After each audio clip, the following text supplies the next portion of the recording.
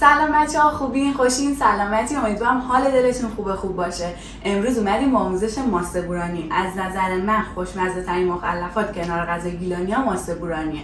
بچه‌ها ببینید، برای درست کردنش از بادمجون کبابی استفاده می‌کنیم. ماست چکیده، ماست ساده، سیر پوره شده که همونجوری که گفتم داخل فریزر ذخیره میکنم و نعنا خشک و نمک و فلفل. میتونید از ماست ساده فقط استفاده کنید، حالا یکیشو استفاده کنید، ولی من هر دوتاشو درست میکنم، خیلی خوشمزه ترش میکنه. حالا بریم آمادش کنیم.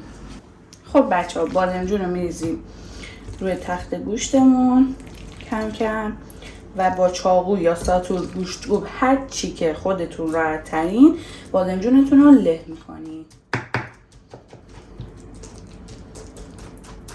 بچه ها ببینید، میتونید بادمجون رو هر جور که راحتین روی گاز، روی زغال بذارید، کبابیش کنید، پوستش رو بکنید و اینجوری بکوبیدش توی ظرفای دربسته. حالا هر جور که بسته بندی میکنید توی فریزرتون بسته بندی کنید بذارید و برای میرزاقاسه ماست بورانی استفاده کنید. واقعا خوشمزه میشه، اصلا مشکلی براش پیش نمیاد. بادمجون رو که کوبیدیم بهش یک مقدار ماست ساده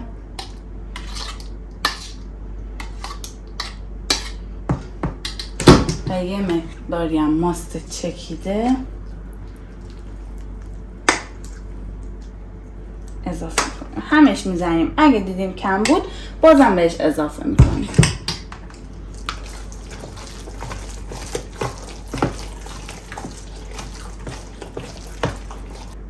میبینید بچه ها، بادمجونمون راه داره که هم ماست ساده و هم ماست چکیده دوباره بهش اضافه بشه.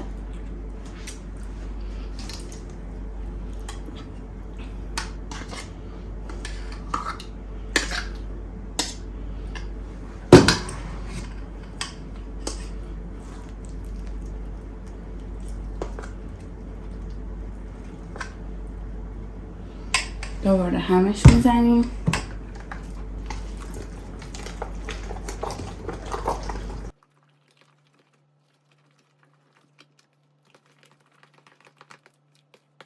حالا که خوب همش زدیم بهش سیر، نعنا خشک و نمک فلفلش رو اضافه میکنیم. چیکار دارم میکنم؟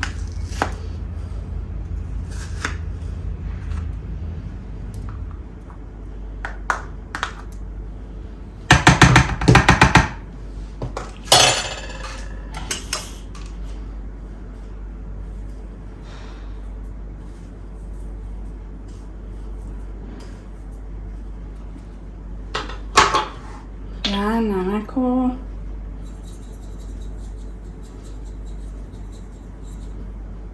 فلفل. حالا خوب همش میزنیم.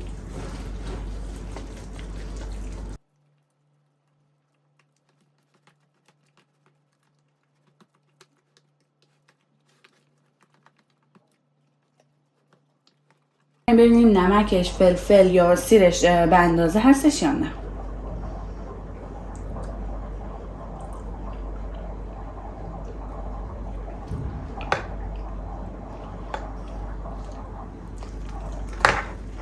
یه ذره سیرش کمه و یکم نمک فلفل میخواد.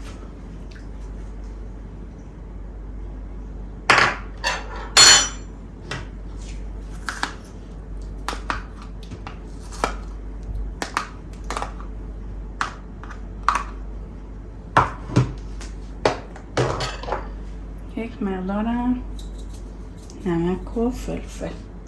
حالا باز خوب همش میزنیم.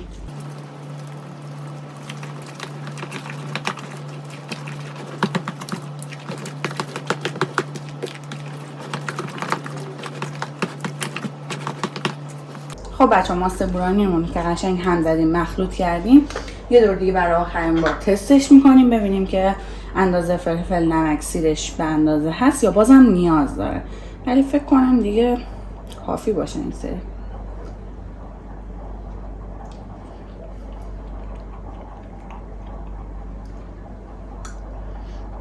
نه بچه ها، خیلی عالی شده.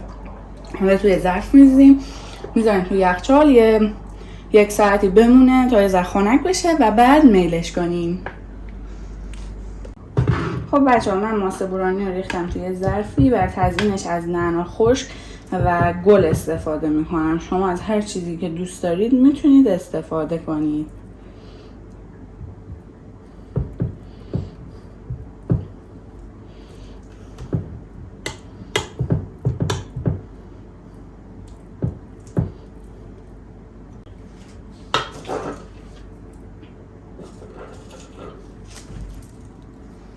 خب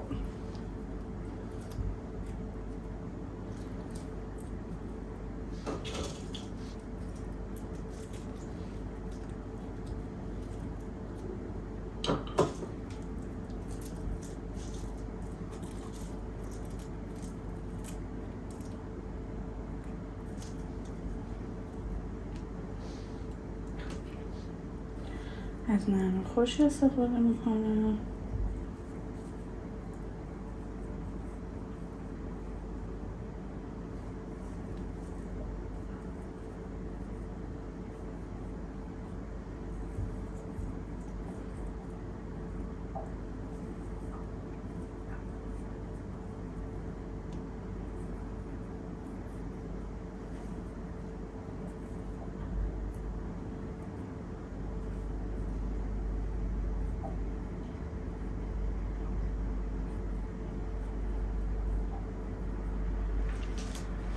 اینم از ماسه بورانیمون. خب بچه‌ها اینم از آموزش ماسه بورانی راحت و خوشمزه. امیدوارم که لذتش رو برده باشید. اگه دوست داشتید ما رو به دوستاتون معرفی کنین. لایک، کامنت، سابسکرایب یادتون نره. تا آموزش‌های بعدی، خدا نگهدار.